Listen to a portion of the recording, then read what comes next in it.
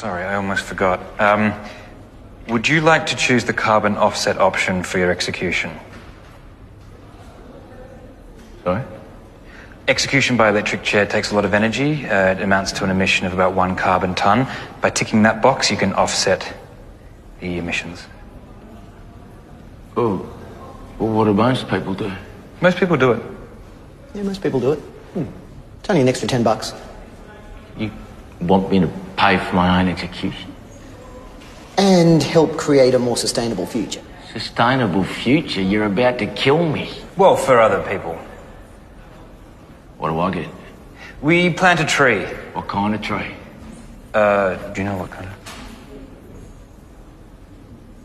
Nice one. Oh, definitely nice one. Yeah, they don't skimp. It's a good, you'd like it. Would you say that you're concerned about your planet in general?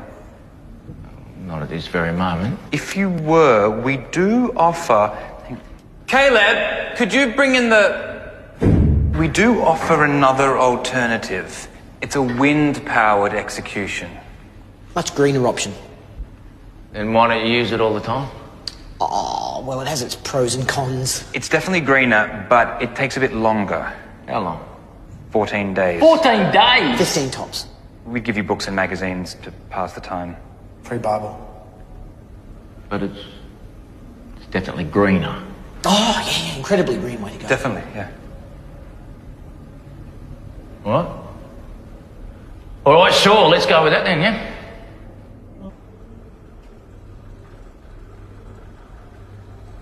You feeling anything? Not really, no. Not even a slight sense of electrocution. Sorry. Okay, Caleb, stop it. Just quietly.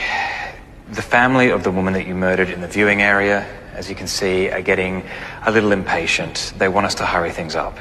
Hey. So, we might just have to go back to plan A, if that's okay with you. Why don't we just take the chair outside? What are you talking about?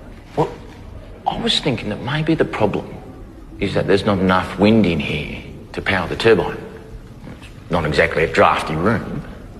But if we took the chair out onto an open plain, probably get the job done in next to no time. Yeah. Might be something in there. Yeah, I like that. I really like that. Wow, that actually is much windier. I think that's going to do the trick.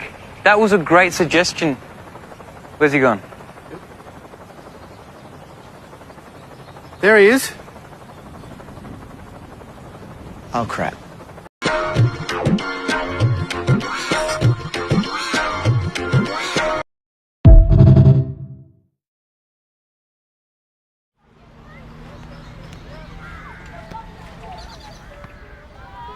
Košutnjak Park, outside the Serbian capital, Belgrade. In May 1914, a Bosnian student, Gavrilo Princip, came here with a Browning pistol for some target practice.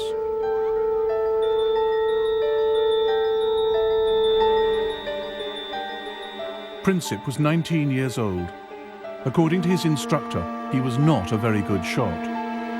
Other students were much more confident. Whenever Princip missed the target, people standing around would laugh at him.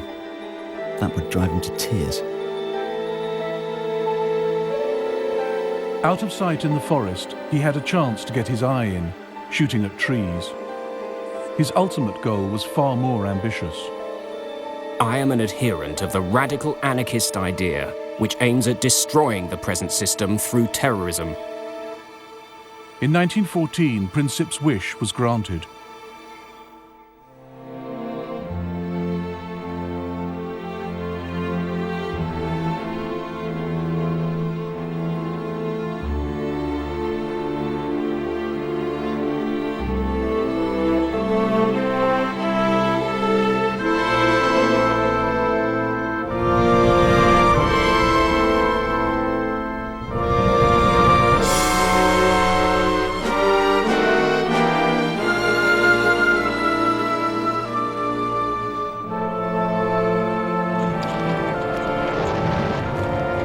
The First World War began almost by accident. It ended just as strangely. In between, it was more destructive than any war had ever been. More British, French and Italian soldiers died in the First World War than died in the Second.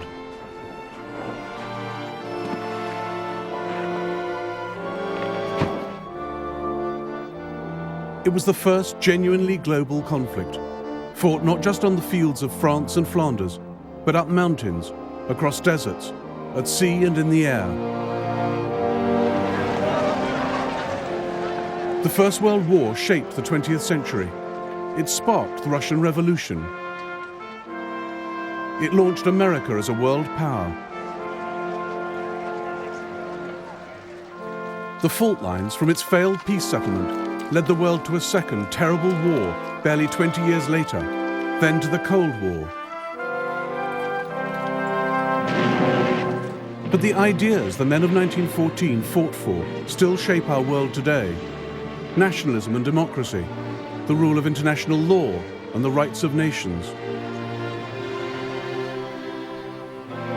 Now, after the collapse of communism, the European map resembles the one redrawn by the First World War. We live with its unresolved, bitter consequences in the Middle East and the Balkans. And it was in the Balkans that it all began, nearly 100 years ago.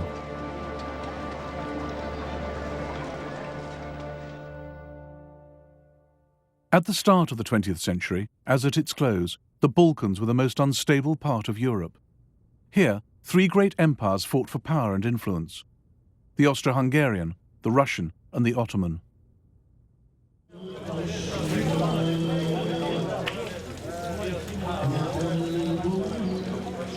For hundreds of years, the Ottoman Turks had the upper hand. Serbia, Bosnia, Albania were under their control.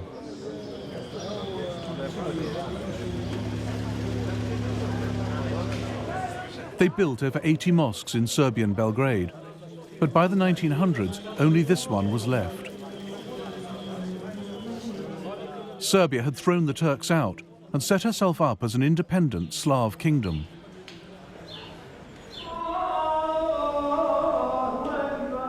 But right on Serbia's border was an even greater challenge to Slav nationalism: the Austro-Hungarian Empire.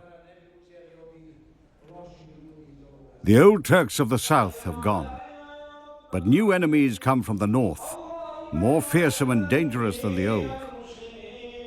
They want to take our freedom and our language from us and crush us.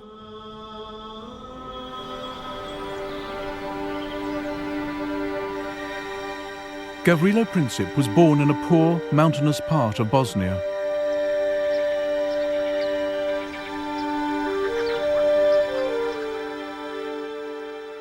His house was destroyed in the Balkan Wars of the 1990s.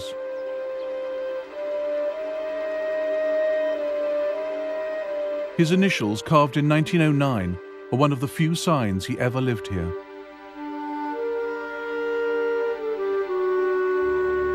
The year before, control of Bosnia had been wrested from the Turks by the Austro-Hungarians, the enemy Princip wanted to destroy.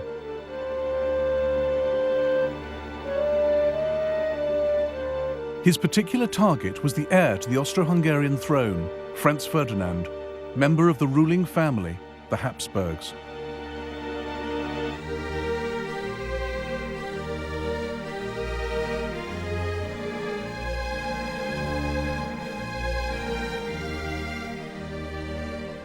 That extraordinary empire, known as the Austrian-Hungarian dual monarchy, is less an empire, or a kingdom, or a state, than the personal property of the Habsburgs, whose hereditary talent for the acquisition of land is recorded on the map of Europe today.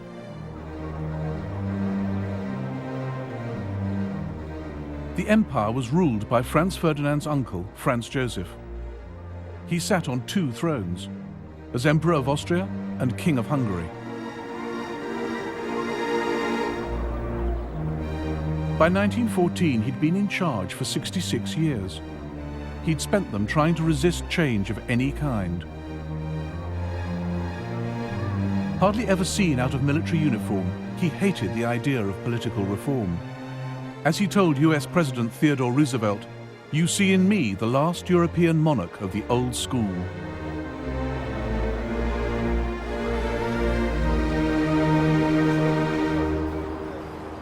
Austria-Hungary was a key part of European security, a multinational empire keeping the peace on the borders of the West.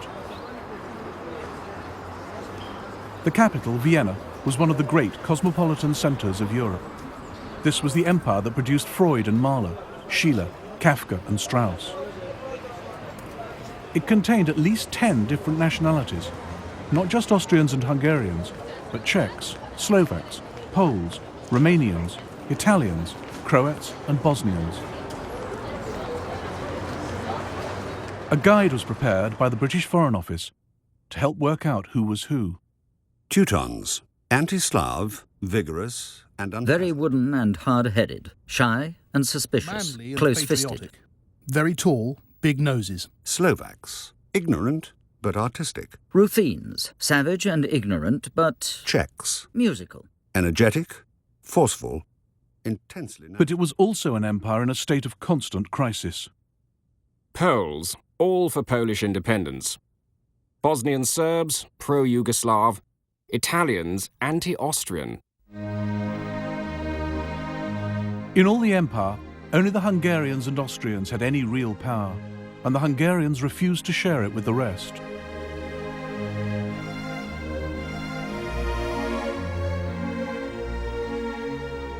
For countries like Serbia, Austria-Hungary was the prison of nations, a repressive, undemocratic state that ground small peoples under its heel.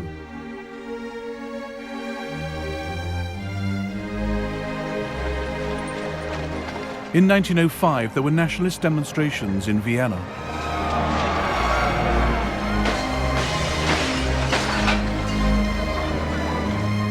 In 1912, there was rioting in Budapest.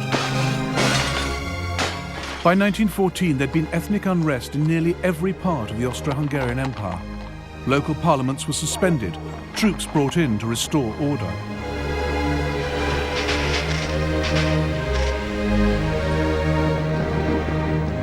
Austria-Hungary's domestic problems gave opportunities to her enemies.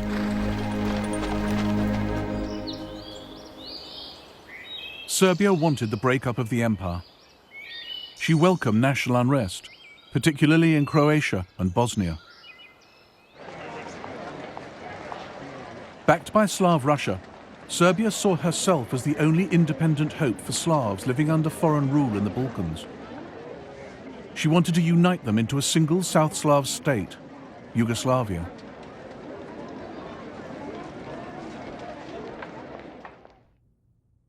Dragutin Dimitrievich was an officer in the Serbian army. He opposed any kind of friendship with Austria.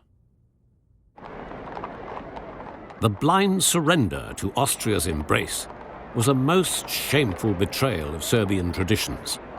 I realized that Serbia must in full measure become the leader, not only of Serbs, but of Yugoslavia. Dimitrievich believed killing kings could bring political change. It had worked for him in the past.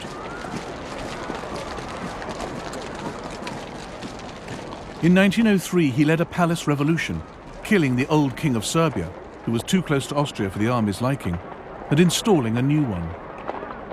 The crowds expressed enormous joy. They stuck flowers and leaves in their caps. Windows were decorated with banners, flowers, garlands. Belgrade was celebrating. The rest of the world was horrified at Serbia's bloody coup. Serbia was treated like a rogue state, a nest of revolutionaries, one foreign minister complained. Only 2 countries sent ambassadors to King Peter's coronation: Russia, Serbia's greatest ally, and Austria, her greatest enemy.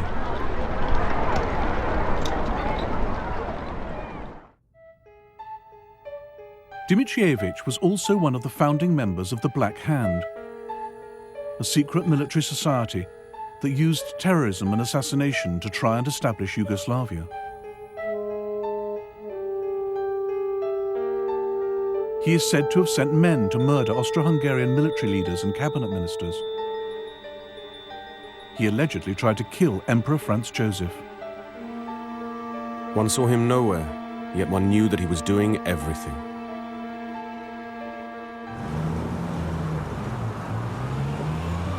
By the spring of 1914, Gavrilo Princip was also in Belgrade, talking revolution with his friends.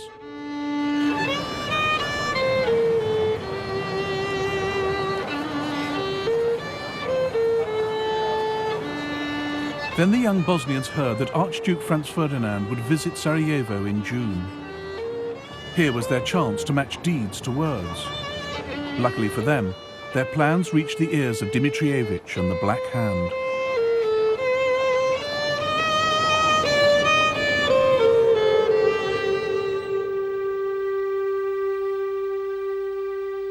Dmitrievich worked in the Kalemegdan fortress in Belgrade as chief of Serbian military intelligence.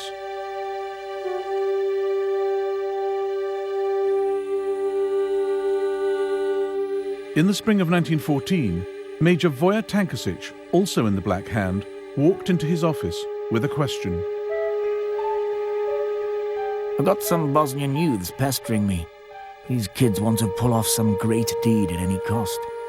They've heard that Franz Ferdinand is coming to Bosnia and have begged me to let them go there. What do you say? I've told them they cannot go, but they give me no peace.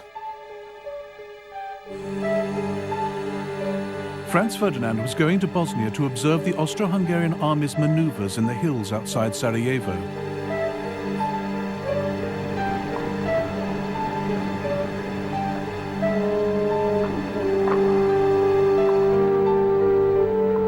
As intelligence chief, Dmitrievich feared these maneuvers were a smokescreen, that what Franz Ferdinand really planned was an invasion of Serbia.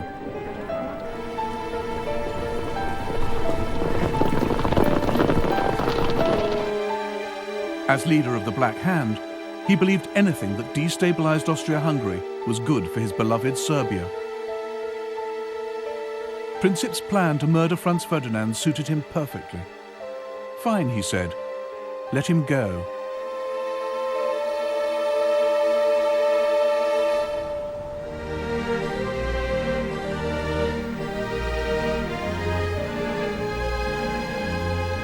Unlike Gavrilo Princip, Archduke Franz Ferdinand was an excellent shot. One of his castles, Konopisht, in what is now the Czech Republic, is full of the evidence. By the age of 50, he'd shot 5,000 stags, as well as 200,000 other animals, all carefully numbered. Anyone who disturbed the Archduke's peace at Konopisht by trespassing on his land, as unsuspecting trippers sometimes did on Sundays, had to reckon with being shouted at by an irascible and almost apoplectic proprietor, who threatened to shoot anyone who dared set foot in his grounds a second time. By 1914, Franz Ferdinand was emperor in waiting. Everyone knew it couldn't be long before his uncle died. Even the official portrait was ready, Franz Ferdinand with the stars and sash only the emperor could wear. He had no time for the etiquette and convention that hemmed in the Vienna court. He defied his uncle by marrying Sophie Hotek, who was not of royal blood.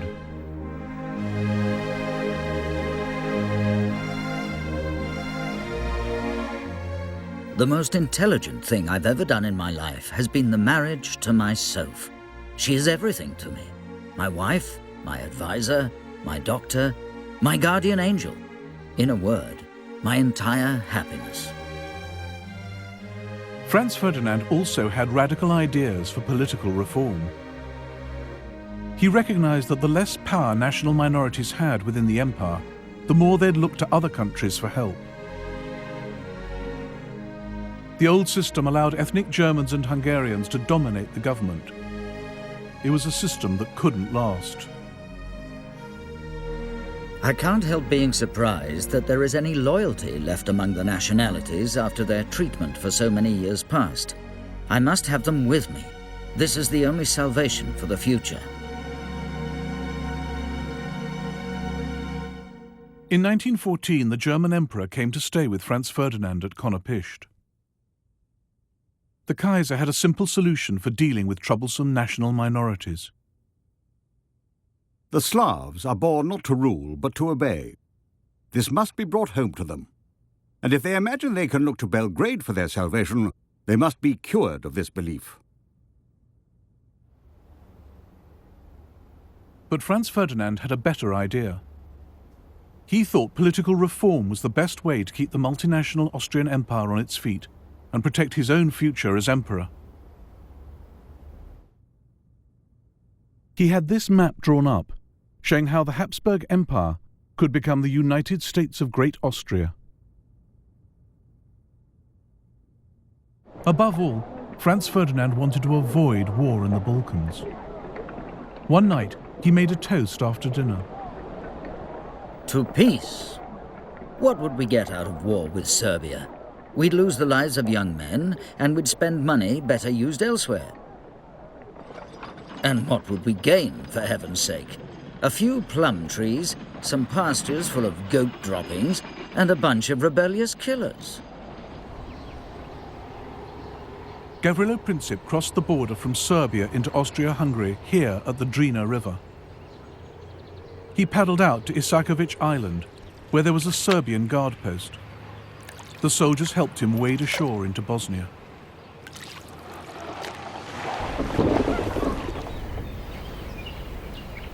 From here, he made his way to Sarajevo, where he met up with 6 others in on the plot. The Serbian Major Tankasic had supplied them with 4 pistols, 6 bombs, and suicide pills in case of capture. They were already in Sarajevo when Franz Ferdinand arrived outside the capital on the 25th of June. They planned to attack him 3 days later as he drove from the railway station to the town hall. One would be stationed at the first bridge on this road. Princip and the others would cover the rest of the route.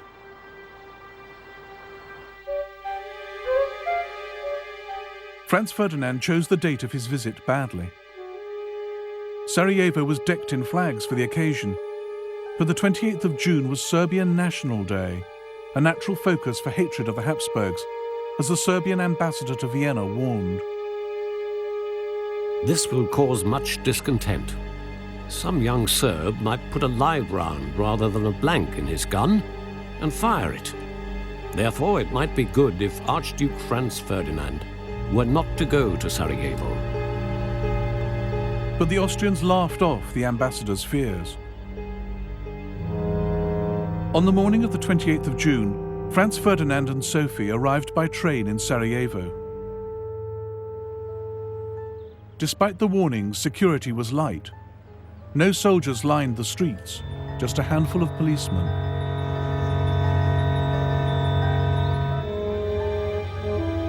The royal car was a Greifenstift Tourer. At Franz Ferdinand's request, it travelled with the top down, very slowly, so the crowds could see him and he could see the sights.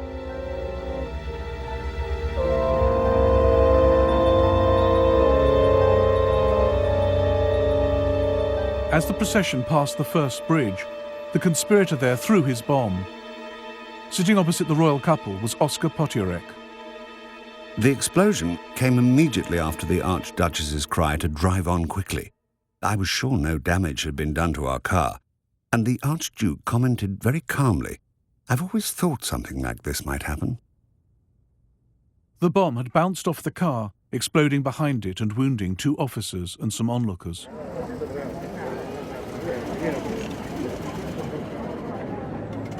Franz Ferdinand stopped to ask after the casualties before hurrying on to the town hall.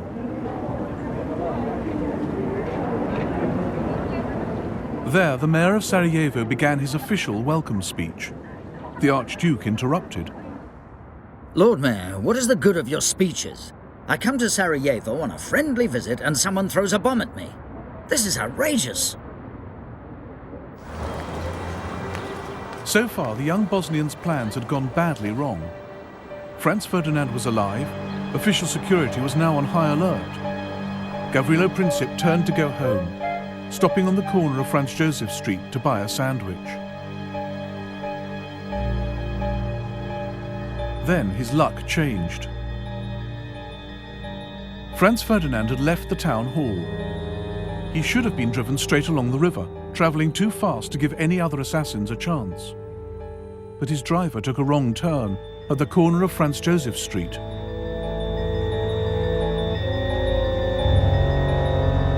As the royal car tried to reverse onto the main road, Princip came face to face with his target. At that moment, I heard the crack of a pistol shot, followed swiftly by another, and saw in the same split second a man standing right in front of me being thrown to the ground by the people around him, and the shining sabre of a security guard descending on him. A thin stream of blood spurted from His Highness's mouth onto my right cheek.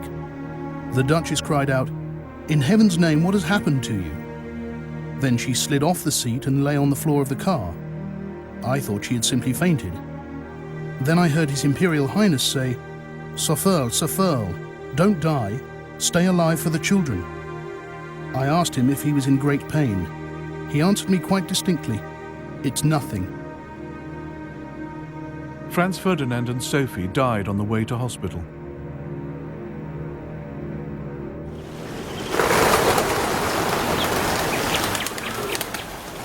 The people of Sarajevo didn't know that a clutch of Serbian army officers had secretly sponsored the assassination. But they made the same leap the world did, that Serbia had as good as pulled the trigger herself. The pro-Austrian element in the crowd went wild. The excitement of the moment turned into fury against everyone and everything Serbian. Serbian shops, schools and churches were smashed and looted. The streets choked with furniture, clothes, bicycles, books, even icons and crosses, twisted and befouled, lying in heaps in the gutters.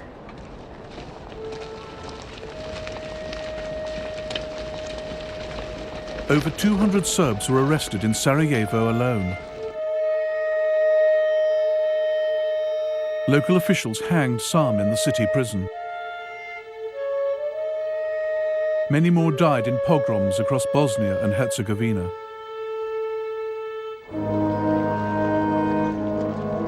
The funeral of Franz Ferdinand and Sophie was held in Vienna on the 4th of July. Oskar Potiorek had already written to the Foreign Ministry, calling for Austria-Hungary to take revenge against Serbia.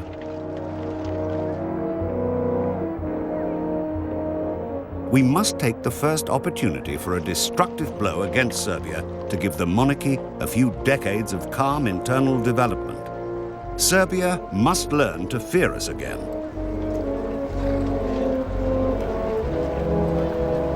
Austro-Hungarian Chief of Staff Konrad von Hertzendorf agreed. This is not the crime of a single fanatic. Assassination represents Serbia's declaration of war on Austria-Hungary. If we miss this occasion, the monarchy will be exposed to new explosions of ethnic unrest. Austria-Hungary must wage war for political reasons.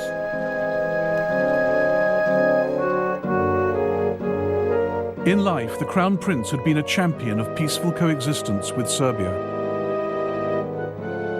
In death, he was becoming a cause for war.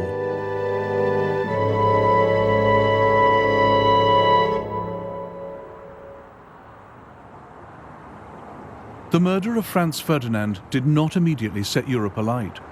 International tensions in early July remained low. But behind the scenes in Vienna, Austria-Hungary's leaders were planning how to take revenge on Serbia without getting stamped on by Serbia's powerful friends.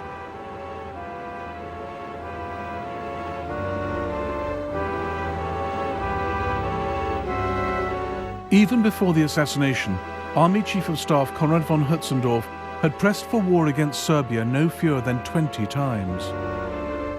Now he made his case again. I expressed to His Majesty my opinion that war with Serbia was unavoidable. That is entirely correct, said His Majesty. But how are you going to wage war if everyone, in particular Russia, is going to attack us? We have backing from Germany, I replied. His Majesty gave me a searching look and said, "Can you be certain of that?" This was the moment when what could have been just another war in the Balkans began to turn into the First World War. Austro-Hungarian Emperor Franz Joseph now asked the German Kaiser for support. On the 6th of July, he got just the answer he wanted. The German government is of the opinion that we must decide what is to be done. Whatever we decide, we may always be certain that we will find Germany at our side, a faithful ally and friend of our monarchy.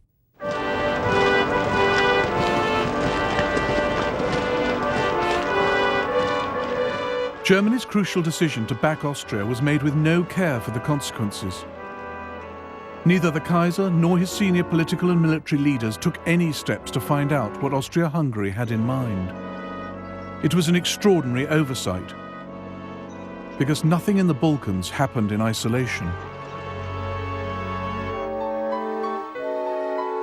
Europe was divided into two camps.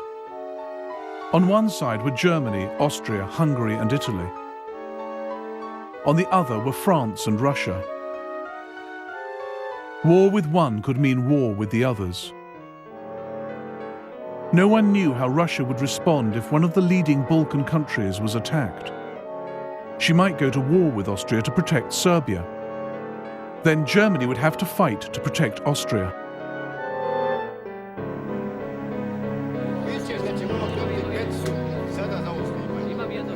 The Germans thought the Russians might stay out of it. The German ambassador in St. Petersburg insisted Russia couldn't risk war for fear of internal revolution.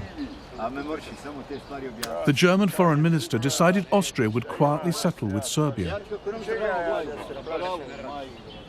The German chancellor, Bethmann Hollweg, was almost as confident.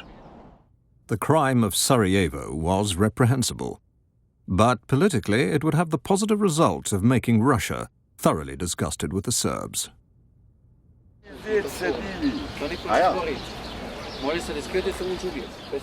It was Germany's confident support that pushed Austria forward. But far from plunging the world into war in 1914 out of aggression, Germany was just nudging it closer out of incompetence and wishful thinking. The Kaiser was so sure no war was brewing that he went on holiday.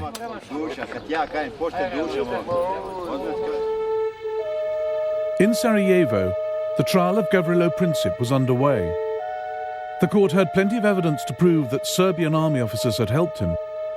And with Germany's unconditional support, that was enough for Austria. She sentenced Princip to 20 years in jail, where he died in 1918. She sent Serbia an ultimatum.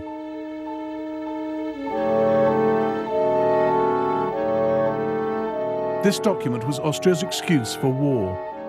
It was filled with demands so extreme and insulting that Serbia could never accept them.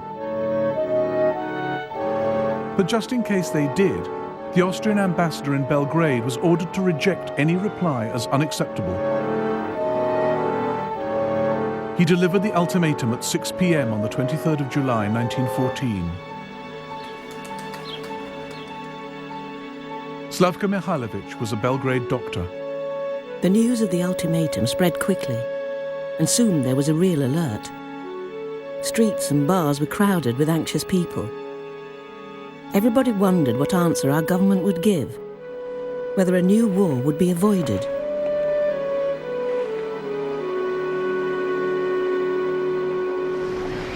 Austria's ultimatum caught the world's diplomats napping. The French government, the French press, and public opinion have been inconceivably surprised. Paris is almost dead. All the ambassadors but one are out of town. The Italian ambassador is in Ireland.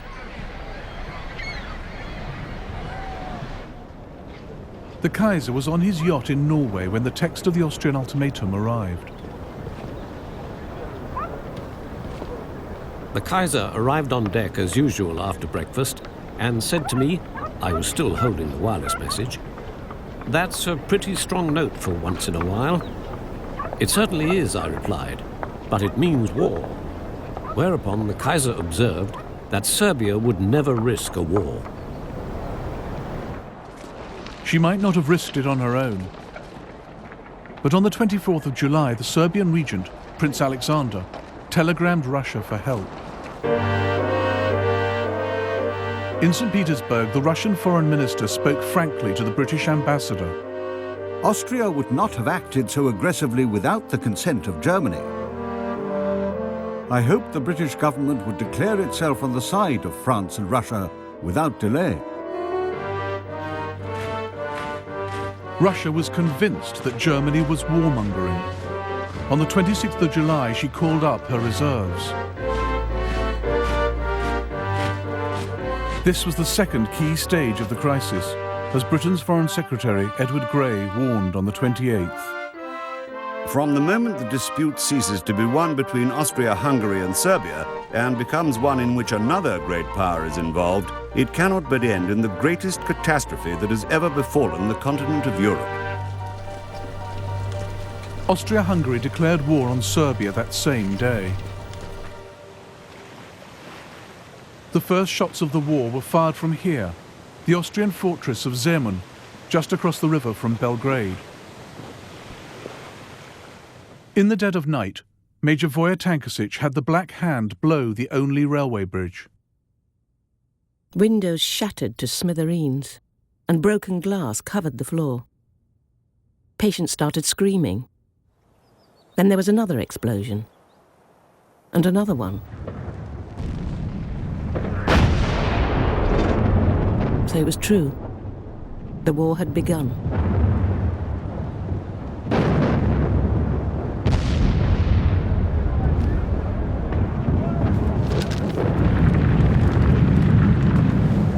How well our old city deserved the name the Turks had given her, the House of Wars. Shells fired from all sides were crisscrossing above her. The Austrians had peculiar weapons, the so-called monitors, little boats armed with heavy guns circling Belgrade like rabid dogs and firing from every direction. It was still only a war between Austria-Hungary and Serbia. And on the 29th of July, as the shells fell on Belgrade, there was a final attempt to keep it that way. A series of last-minute telegrams flashed across Europe. Tsar to Kaiser, cousin to cousin. Dear Willie, an ignoble war has been declared on a weak country. The indignation in Russia is enormous. Dear Nicky, I am exerting my utmost influence on the Austrians. I confidently hope you will help me to... Dear Willie, my troops shall not take any provocative action. But by now the crisis was beyond the control of monarchs or politicians. It was in the hands of the military. From the moment Russia mobilized her army, German generals knew their own clock was ticking.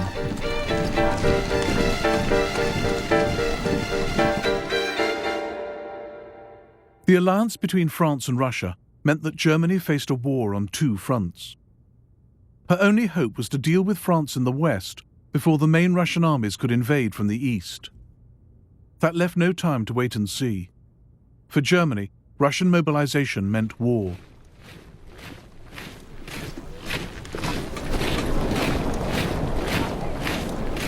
Germany hadn't looked for a fight. Her generals knew a European war would be long and devastating, even for the victors. But if it was going to happen, they thought, better sooner than later. According to all competent observation, Russia will be prepared to fight in a few years. Then she will crush us by the number of her soldiers. Then she will have built her Baltic Sea Fleet and strategic railways. Our side, meanwhile, will have grown steadily weaker. On the 1st of August, Germany declared war on Russia. 2 days later, she declared war on Russia's ally, France.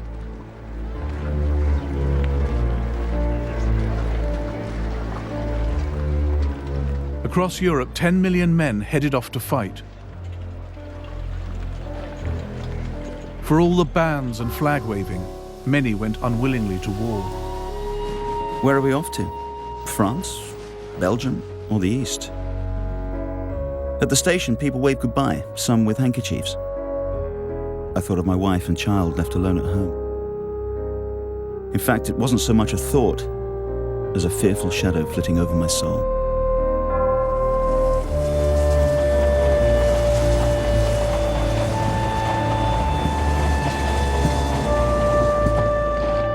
God, how long is this town? My bayonets digging in, my collars strangling me. But when I look up, I see a pretty girl. She is so full of admiration, so moved by it all that I realize we've got to look handsome and walk tall. Off we march to the sound of shrill brass. Although where we're going, you die. You're defaced, hacked up, torn apart.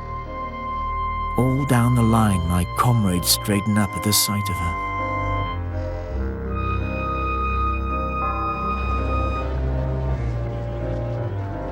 There's great excitement among my comrades. The bachelors are calm, they're even joking about it. Family men are depressed. Some are saying we'll get nothing from this war. We'll get beaten by the Germans. What's in it for us peasant soldiers? Why have we got to fight for some offended Serbs? The leaders had little better idea why they were fighting than the men. They had no lists of war aims. Germany and Austria, Serbia, Russia and France were all convinced they were fighting a defensive war, forced on them by someone else.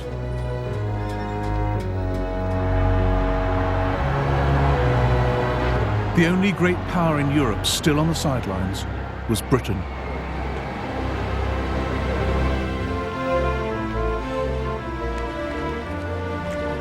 On the 2nd of August 1914, Britain was still at peace, but only just. We've been in a state of great excitement as the reservists are being called up. All the railways are guarded.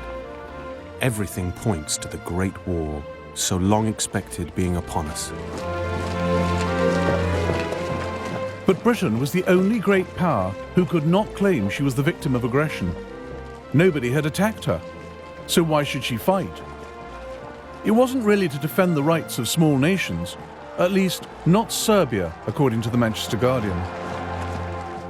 If it were physically possible for Serbia to be towed out to sea and sunk there, the air of Europe would at once seem cleaner. Nor was Britain bound by treaty obligations, as the Foreign Secretary Edward Grey assured Parliament.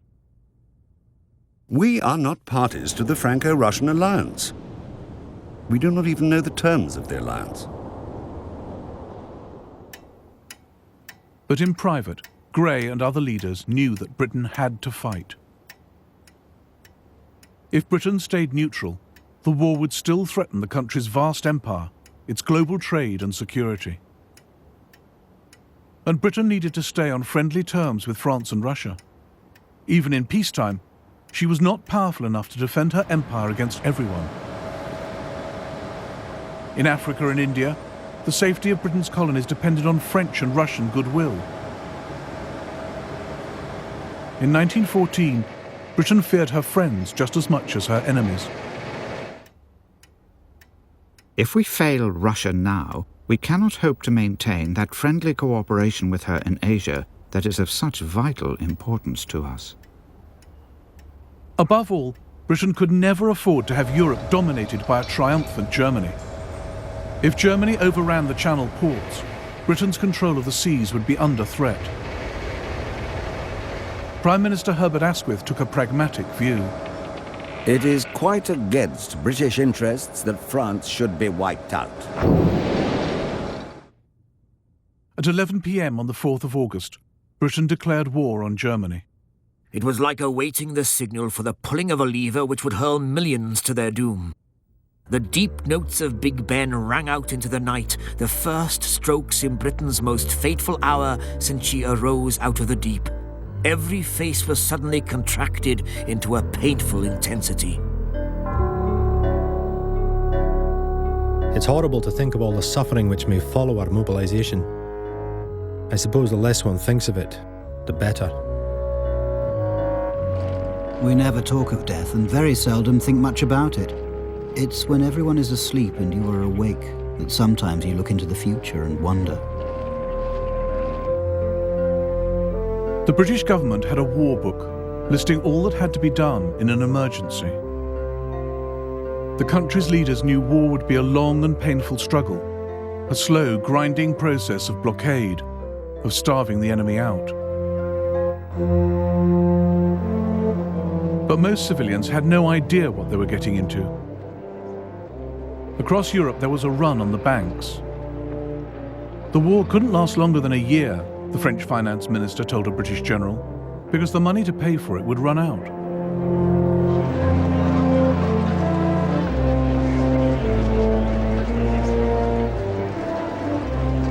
Most people expected Britain, with the largest navy in the world, to fight a sea war.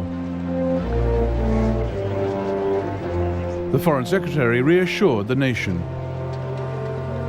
For us, with a powerful fleet, which we believe able to protect our commerce, to protect our shores, and to protect our interests, if we are engaged in war, we shall suffer but little more than we shall suffer if we stand aside.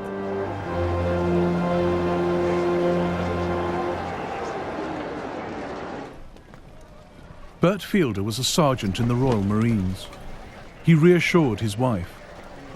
My dear Nell, I don't think this war is going to be half as bad as people expect it to be. You see, it's not a hard job for England, so there's no need to worry yourself. As long as I can keep you informed as to where I am, it'll all be all right. But the weapons with which the world went to war were so new that few had ever been fired in anger. Countries were armed with battleships and submarines less than 10 years old. Nobody really knew how to use them.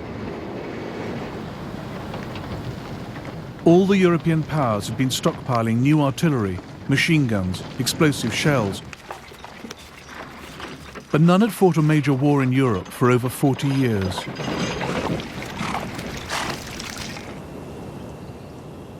The crisis had begun in the Balkans.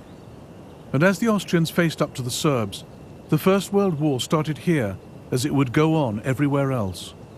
A war in which old scores would be settled and the rule book thrown away.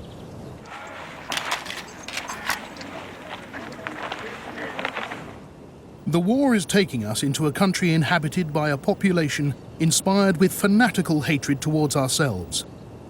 An attitude of extreme severity, extreme harshness, and extreme distrust is to be observed towards everybody. In some sectors, Serbian civilians did fight a guerrilla war, not in uniform, not in the regular army. It was hard for the Austrians to tell who was a real enemy, who was not. But their reprisals against the Serbian people were vicious.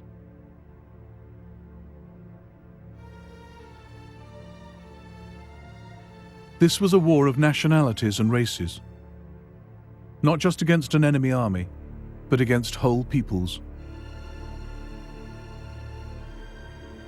In the first month of the war, 4,000 civilians in western Serbia were killed or disappeared. They burned houses down, looted, raped, killed. 17 people, all women, girls, children tied with rope, dead in a ditch by the road. All of them slaughtered. At 9 a.m. I went to Leznica to get some supplies for the battery. In the town you could see the atrocities left behind by the enemy.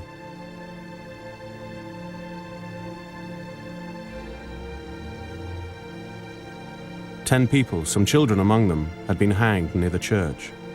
About 100 people, their throats cut at the railway station. A terrible sight to cast your eyes on.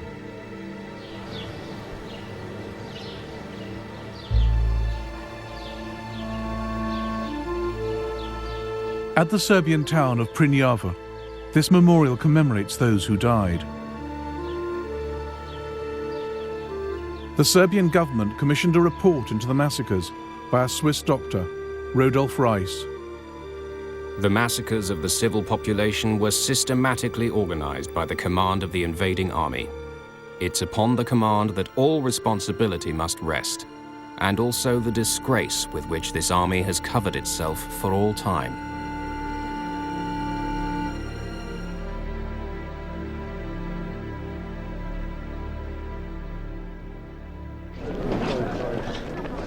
Austria-Hungary was far less ruthless when it came to fighting the Serbian army. That too set a pattern for the war, a foretaste of the military weakness which would dog Austria-Hungary's partnership with Germany. This was a war in which events on one front could have a critical effect on another.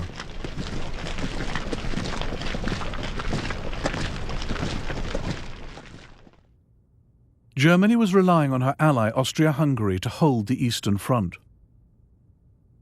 With Russia massing on her borders, Germany was horrified to learn Austria had concentrated her reserves not against Russia, but down in the Balkans to deal with Serbia.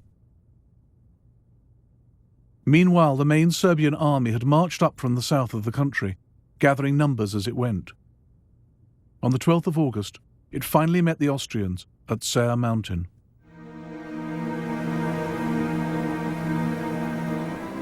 The Serbs had taken up strong defensive positions along the mountain range and waited for the Austrians to walk into the trap. The Serbs surrounded us. The Serbian artillery had the range perfectly. Unluckily, so we were told by senior officers, we had arrived at the Serbian artillery practice area. Laughable. The Serbs easily beat off the Austro-Hungarian attack. We could see the enemy retreating along the river. Their ammunition train left all their carts in the valley and ran away as soon as they were hit by our artillery. A beaten army?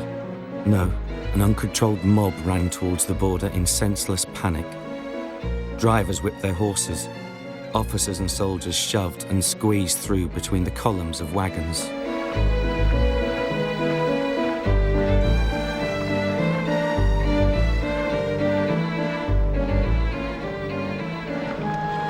Austro-Hungarian prisoners captured in the first Allied victory of the war. Austria had thought Serbia would be a pushover, swift revenge for the murder of Franz Ferdinand. But Serbia had scattered the Austrian army.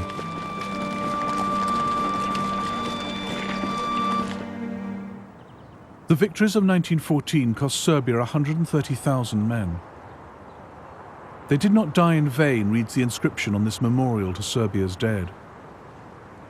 Every nation would learn that nothing in this war would be easy, quick, or clean.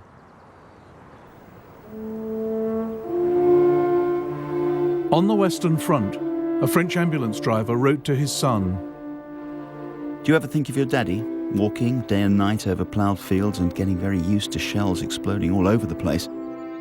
I'd really like to hear from you. How's school? Don't be too quick to learn the geography of Europe. I think it's all about to change."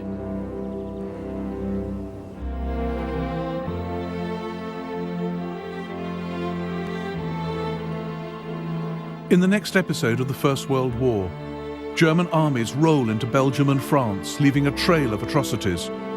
And France, aided by Britain, fights for her life.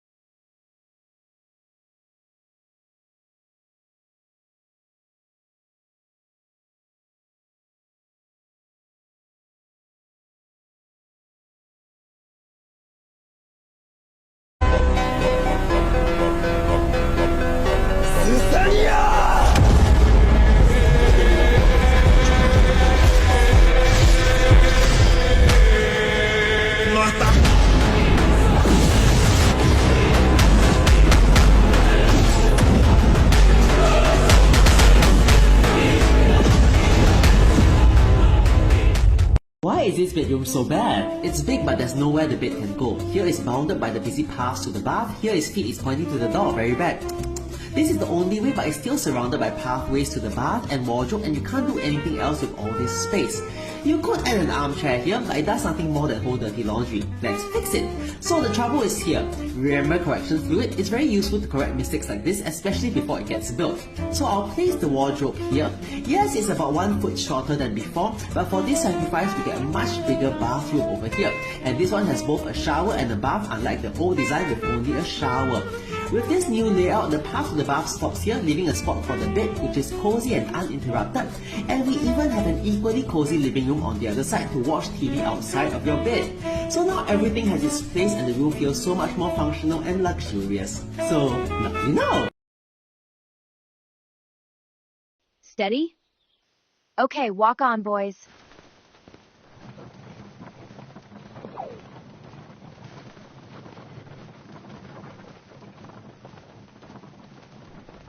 Steady? Good. Can we go a little faster, babe? I would love to see you use that whip. Of course, darling. You heard her, boys? A little faster! But not too fast. A gentle little trot.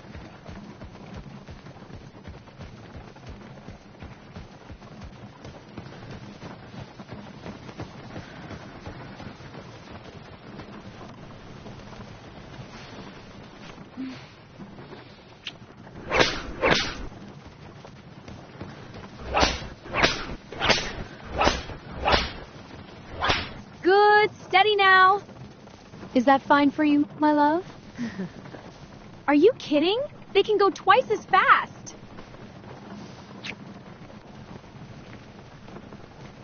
Faster, you lazy ponies! Oh, God, you're so slow today. Move your asses! Come on, faster! Whip them hard, babe.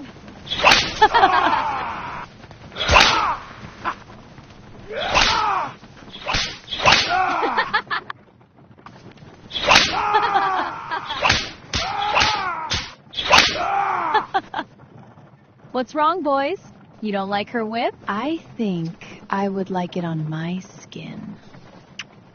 Faster, you lazy ponies!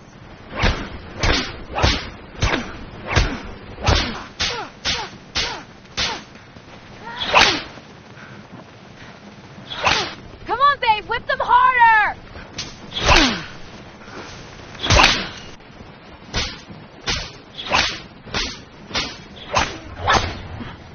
Now they're moving. You look so powerful with that whip in your hand, my love. Okay, slow down now. Easy. Whoa. Good. Slowly now. Walking pace. That's better. Darling.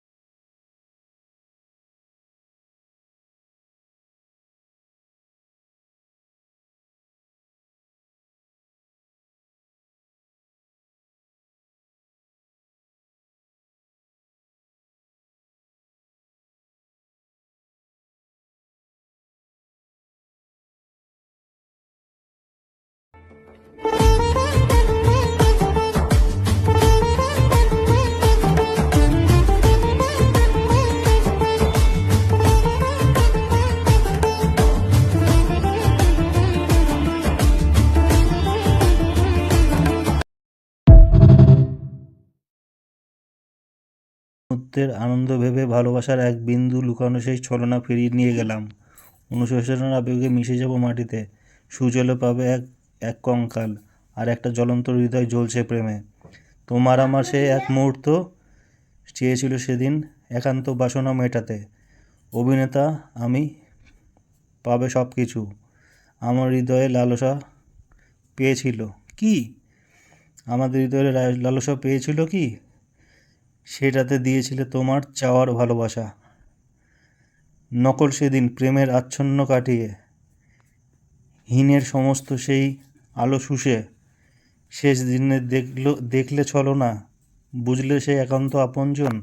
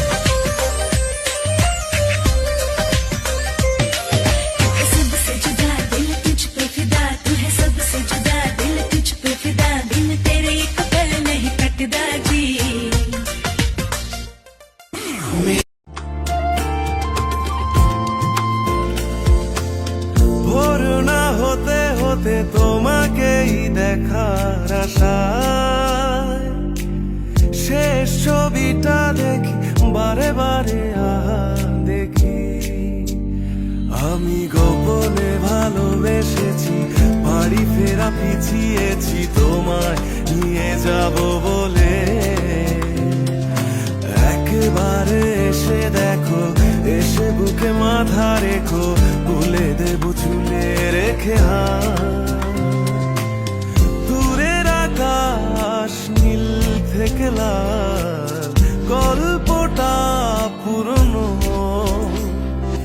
ডুবে ডুবে ভালোবাসি।